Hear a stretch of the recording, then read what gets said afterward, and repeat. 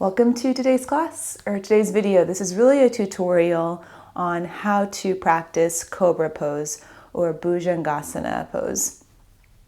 It is a back bend and it is very common pose in yoga classes.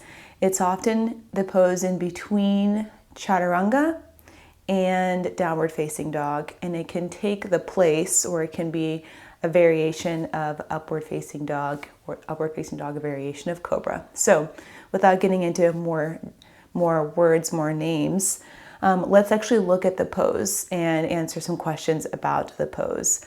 The main questions I get about Cobra: how high should I go? How high should my chest be up from the floor in Cobra? Why do I feel it in my lower back, and how can I stop feeling in my lower back? And what's the difference between Cobra and upward facing dog? So let's go over those questions. And to begin, how high up should I go into Cobra pose? Let's talk about that. So it all depends on how it's feeling in your body and what feels best for you.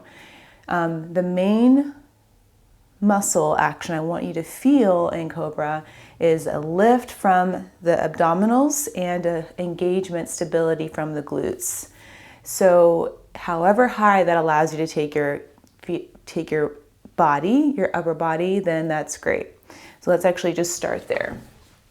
So for Cobra, we normally come from chaturanga and we lower all the way down. So we usually start from this position, right? And so to come up, I'll actually have you practice bringing your hips down to the floor or onto the top of the hands. Feel the legs squeeze and then lift the chest. And so that right there should be feeling pretty even in your spinal extension, where you're not cranking into the lower back to get the extension, stabilizing through the pelvis, the glutes. And then the lower core and the upper core is helping to just help you lift your body up into gravity. So that's what we're doing here, even without the hands. And so as you can see here, without the use of my arms, this is pretty much as high as I will go. I could probably go higher. Let me see. That's probably as high as I'll go. But instead of like cranking my lower back to get here, I squeeze my glutes and I push my legs, my hips into my hands. And I'm going to lower down. That's good work. And then if I went down my hands will be right beside my ribs, the elbows bent, and the foot at the sides of the chest lifted from the floor. So I'm not dumping my shoulders towards the floor, picking them up and holding them here.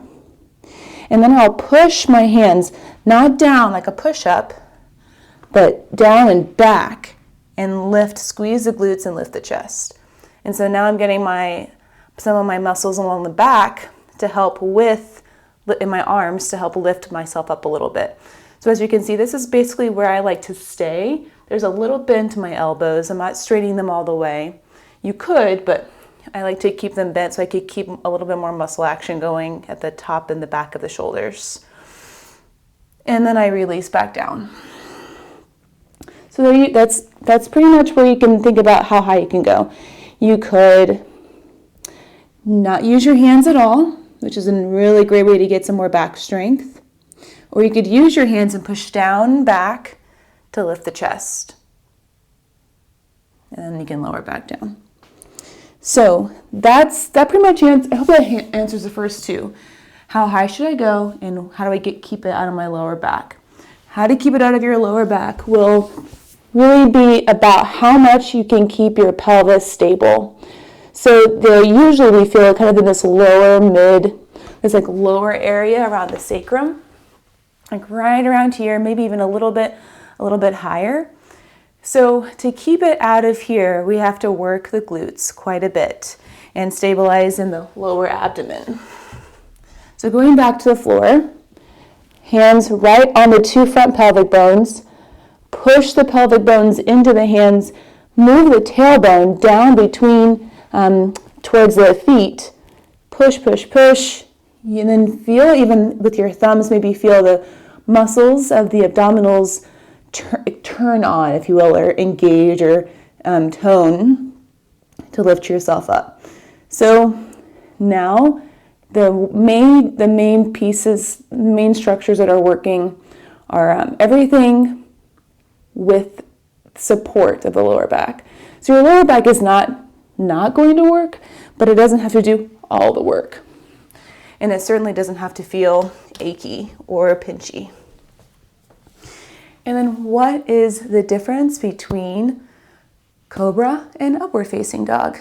Let's do that. So upward facing dog is a little bit different in that you don't actually touch the top of the thighs onto the floor.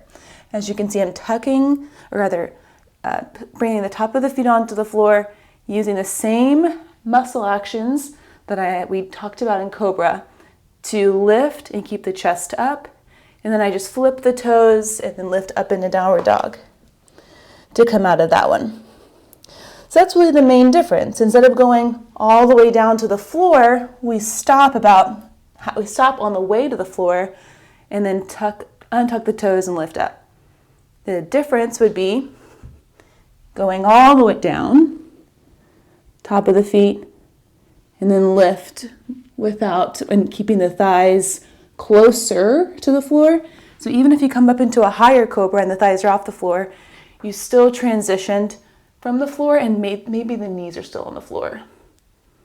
So those are the main differences between Cobra and upward facing dog. I hope this video answered your questions, and if it didn't, or if you have more questions from these answers, then please comment or just email me and we can talk about it. And enjoy. Happy Cobraing.